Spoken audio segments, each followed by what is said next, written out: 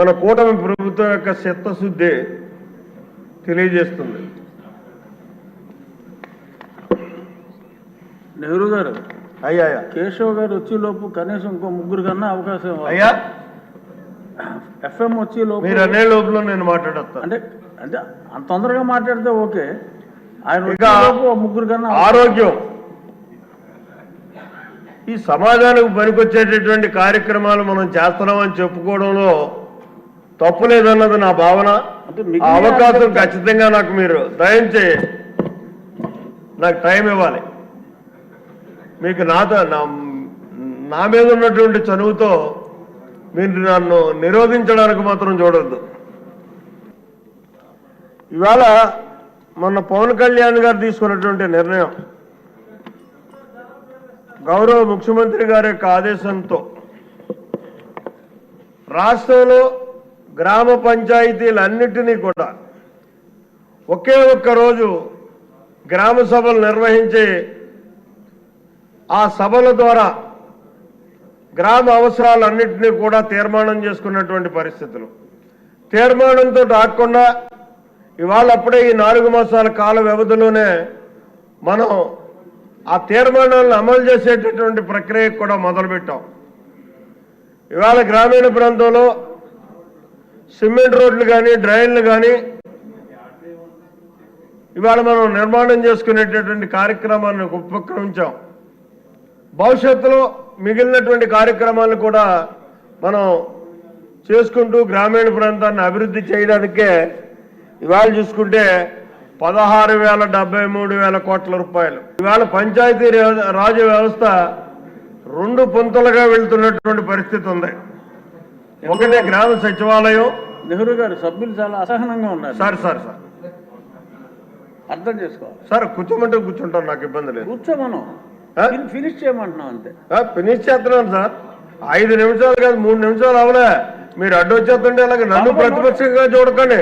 12 నిమిషాలు అయింది సార్ గడియారంలో. అదే అది అధ్యక్ష, మీతో వాదన నాకొద్దు. నేను కూర్చోమంటే కూర్చుంటాను, నాకు ఇబ్బంది ఏం లేదు. కూర్చోమన్నాం. ఎందుకంటే నాకంటా ముందు మాట్లాడిన వాళ్ళు ఎవరో కూడా నాకంటా సీనియర్లు కాదు. వారికి ఇచ్చిన టైం నాకు ఇవ్వాల్సినటువంటి బాధ్యత ఈ సభకు ఉంది. మీరు ఇస్తానంటే ఓకే, లేదనుకుంటే నేను కూర్చుంటాను, నాకు ఇబ్బంది లేదు. సభకు కూడా రావద్దంటే మానేస్తాను. జస్ట్ ఫినిష్ చేయమని రిక్వెస్ట్ చేస్తాను సార్. సారీ, 10కి 10 సార్లు నన్ను అడ్డుకుంటే ఏదో నన్ను ప్రతిపక్షంగా చూస్తున్నట్టు ఫీల్ అవ్వాల్సి వస్తుంది. అది కరెక్ట్ కాదండి.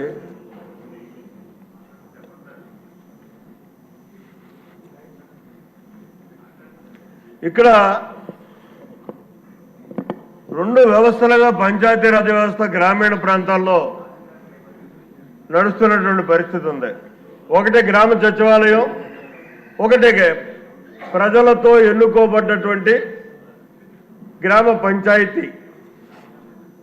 ఈ 2 వ్యవస్థల్ని కూడా కలిపేసి ఒకే వ్యవస్థగా నడిపిస్తూ ప్రజలతో ఎన్నుకోబడ్డటువంటి పంచాయతీల యొక్క ఆజమాయిషీలో అధికారులందరూ కూడా గ్రామంలో పనిచేసేటటువంటి విధానాన్ని తీసుకొస్తే బాగుంటుందన్నది నా అభిప్రాయం. అలాగే అధ్యక్ష, మరి క్రీడా విధానం కానీ ఈ అన్నిటి మీద ఉన్న నాకు అతి కీలకమైనటువంటి అంశాలు, మరి వాటన్నిటినీ కూడా చెప్పాలనుకున్నాను.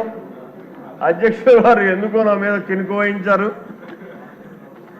ఈ లిస్టులు పోలవరం నిర్వాసితులు, ఇది చాలా ముఖ్యమైన అంశం అధ్యక్ష. దాంతో ఫినిష్ చేయండి. ఈ పోలవరం నిర్వాసితులు అన్నది చాలా దయానిక వాతావరణంలో ఇవాళ నా నియోజకవర్గం గోకవరం గ్రామానికి వలస వచ్చి వాళ్ళు జీవిస్తున్నటువంటి పరిస్థితి. అక్కడ సరి అయినటువంటి విధానంలో మనం ఏదైతే గత ప్రభుత్వంలో కాలనీలు ఏర్పాటు చేసామో ఆ కాలనీలు ఉన్నాయి తప్పించి మళ్ళీ మిగిలినటువంటి వ్యక్తులకి ఎవరికి కూడా ఇవాళకి కూడా రిహాబిలిటేషన్ ఇవ్వడం కానీ వాళ్ళకి నివాసయోగ్యమైనటువంటి గృహాలు నిర్మాణం చేయడం కానీ జరగలేదు గత ప్రభుత్వంలో. మరి దాన్ని మనం బాధ్యత తీసుకోవాల్సినటువంటి అవసరం ఉంది. మన గౌరవ ముఖ్యమంత్రి గారు ప్రతిపక్ష నాయకుడిగా వరదల సందర్భంలో ఆ నిర్వాసిత ప్రాంతానికి వెళ్ళినప్పుడు అక్కడ ఒక మాట ఇవ్వడం జరిగింది. ప్రాజెక్టు కింద ఉన్నటువంటి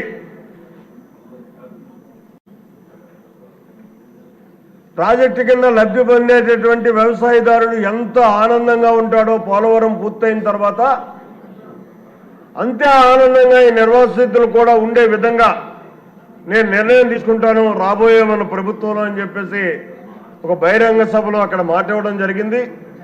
దాని మీద ఈ రిహాబిలిటేషన్ మీద కానీ మరి అలాగే కాంపన్సేషన్ ఇచ్చేటటువంటి పరిస్థితి మీద కానీ త్వరితగతిన నిర్ణయం తీసుకుని పోలవరం ప్రాజెక్టు నిర్మాణానికి ఎంత శ్రద్ధ తీసుకుంటున్నామో మనం అదే రకంగా ఆ నిర్వాసితులని పరిరక్షించడానికి కూడా అంతే శ్రద్ధ తీసుకోవాలని చెప్పేసి నేను ప్రత్యేకంగా కోరుకుంటున్నాను. అంతేకాకుండా చెన్నై చంద్రబాబు నాయుడు గారి యొక్క సువర్ణాస్తాలతోటి మల్లవరం ఎత్తిపోతల పథకం అని చెప్పి 130 కోట్ల రూపాయలతోటి పథకాన్ని శంకుస్థాపన చేయడం ప్రారంభించడం. అయితే నేను సభ నిర్వహించలేను, దయచేసి కూర్చోండి సార్. కష్టం ఇలా అయితే కష్టం, అర్థం చేసుకోండి. ఒక పక్క సభ్యులందరూ చేతులెత్తి మాట్లాడుతూ ఉంటే అర్థం చేసుకోవాలి. మీరంటే ఎనలేని గౌరవం ఉంది సార్. నా విమర్శ కాదు సార్, ఒక సభలో అందరికీ మాట్లాడే అవకాశం ఉండాలి. 20 నిమిషాలు అయింది, 20 నిమిషాలు అయింది సార్. ఇంకా కేశవ్ గారు 10 నిమిషాల్లో మొదలు పెట్టాలి. ఇంకా ముగ్గురు కన్నా అవకాశం ఇవ్వాలి. ఏం చేయాలి? ముఖ్యమంత్రి చంద్రబాబు నాయుడు గారు గతంలో శంకుస్థాపన చేశారు. 17% పనులు చేయడం జరిగింది.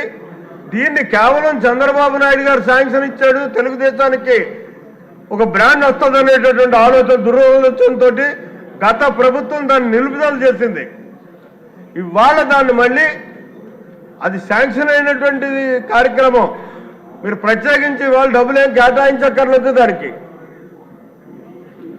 ఆ పని మొదలు పెట్టించండి అని చెప్పేసి రిక్వెస్ట్ చేస్తూ, అలాగే ఇసుక పాలసీ, ఈ ఇసుక పాలసీ వల్ల ప్రస్తుతం జరుగుతున్నటువంటి విధానంలో మనకి ప్రభుత్వానికి మాత్రం అంత మంచిగా లేదు.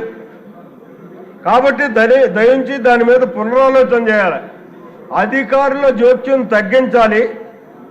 ఏదైతే గత పూర్వ విధానంలో ఎవరికి అవసరం ఉంటే వాడు వెళ్ళి ఇసుక తెచ్చుకునేటటువంటి విధానం ఉండేదో అదే విధానంతో మనం వదిలేసినట్టయితే పై ప్రాంతాలు పై రాష్ట్రాలకు పోకుండా నిరోధించగలిగి ఫ్రీగా ఆళ్లే వెళ్ళి తెచ్చుకునేలాగా, ఆళ్లే తవ్వుకునేలాగా, ఆళ్లే ట్రాన్స్పోర్ట్ చేసుకునేలాగా చేసినట్టయితే ఇసుక వల్ల మనకు మంచి వచ్చేటటువంటి పరిస్థితి ఉంటుంది అన్నది నా ఆలోచన.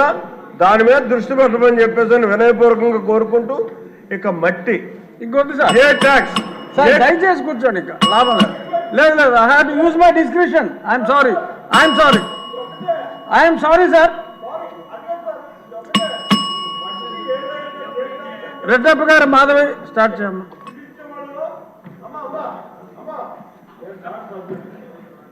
మీరు సీనియర్ మోస్ట్ సభ్యులు సార్. ఫస్ట్ టైం ఎమ్మెల్యేలకు అవకాశం ఇవ్వరా? ఏంటి ఇది? కూర్చోండి సార్. మీరు ఒకటి చెప్తారు. ధన్యవాదాలు అధ్యక్ష.